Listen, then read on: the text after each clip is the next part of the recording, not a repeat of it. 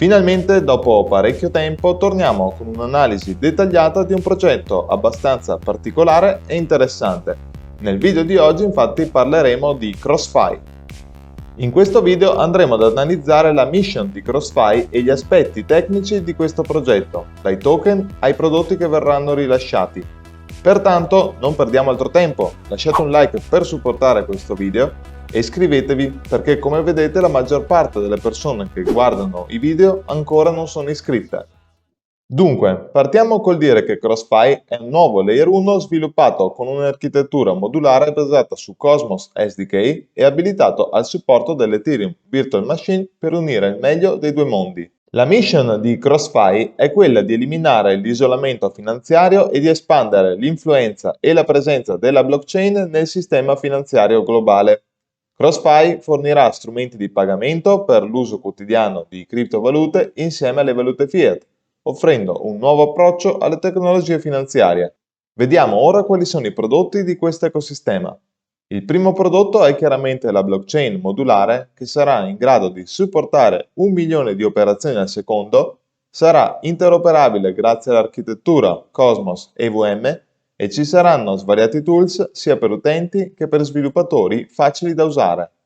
Poi abbiamo la CrossFi App che funzionerà da Web3 Banking e darà la possibilità agli utenti di richiedere carte fisiche e virtuali dalle quali spendere le proprie cripto, effettuare pagamenti, fare trasferimenti sui circuiti Swift IBAN, quindi effettuare bonifici, trasferimenti peer-to-peer e infine l'exchange che supporterà la possibilità di swappare token direttamente nell'app. Dopodiché abbiamo l'XApp, ovvero la possibilità di utilizzare la DeFi nella chain di CrossFi e quindi qui potremo esplorare le strategie DeFi con l'utilizzo dei token XFI e XUSD, utilizzare i DEX, fornire liquidità ed eseguire strategie di yield farming.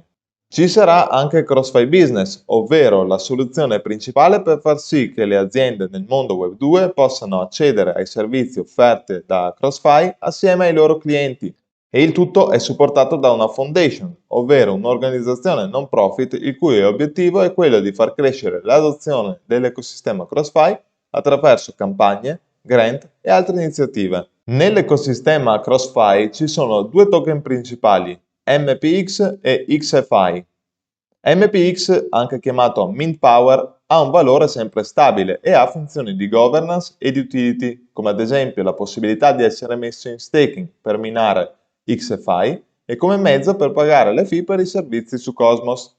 XFI invece è un token di utility e serve all'interno di tutti i prodotti e servizi presenti sulla chain CrossFi e come metodo di pagamento per le fee della DApp e della chain stessa. In questa comparativa potete vedere che MPX ha avuto un'emissione iniziale di 4 milioni di unità e la sua supply è illimitata, mentre al contrario XFI ha avuto un'emissione iniziale pari a 0 e via via nel tempo verrà minata sempre di più fino a raggiungere la supply massima di 387 milioni di token. Il token XFI è l'unico che al momento trovate anche su exchange centralizzati e attualmente è scambiato su HTX, l'exchange ribrandizzato dal vecchio Huobi, inoltre è anche listato su Gate e MXC. XFI è stato listato ad agosto 2023 e nonostante una prima fase di discesa a partire da questo 2024 sta vivendo un momento di leggera crescita in quanto è passato da 80 centesimi a 90 centesimi attuali con un massimo locale superiore a $1. Invece il token MPX si può comprare tramite questo bot su Telegram scambiando USDT da rete Tron o da rete BSC per un controvalore fisso di 1 MPX uguale a 0.02 USDT, quindi 2 centesimi. Per approfondire vi ricordo che tutti i link li trovate in descrizione di questo video e ovviamente vi ricordo anche che questo video è fatto a scopo didattico e informativo, pertanto non rappresenta un consiglio finanziario. Fate sempre le vostre ricerche e le vostre considerazioni. A livello di partnership, il progetto ha stretto diverse collaborazioni interessanti, tra cui DIA come oracolo, Covalent, BlastDBware e Groove come infrastruttura RPC e API, HTC, MEXC e CoinList come exchange e così via. A livello di tools per la blockchain di CrossFi potete già accedere e creare il vostro wallet e tra poco vedremo come si fa. Prima però diamo un'occhiata a quello che è l'Explorer della chain, ovvero XFI Scan. Qui potete monitorare tutti i vari parametri della chain al di là del prezzo di XFI, quindi potete controllare lo staking APR, che è del 22%, i blocchi, le transazioni, i validatori e il numero di indirizzi attivi. Inoltre potete controllare la supply, il numero di holders e l'emissione dei due token dell'ecosistema CrossFi, quindi di MPX e di XFI.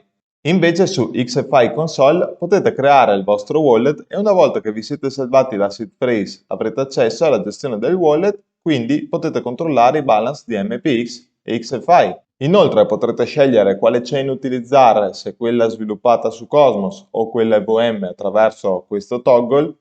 Infatti, come vedete lì in alto cambia il vostro indirizzo pubblico. Potrete inviare i token scegliendo il destinatario e quale token inviare e anche con quali dei due token pagare le commissioni.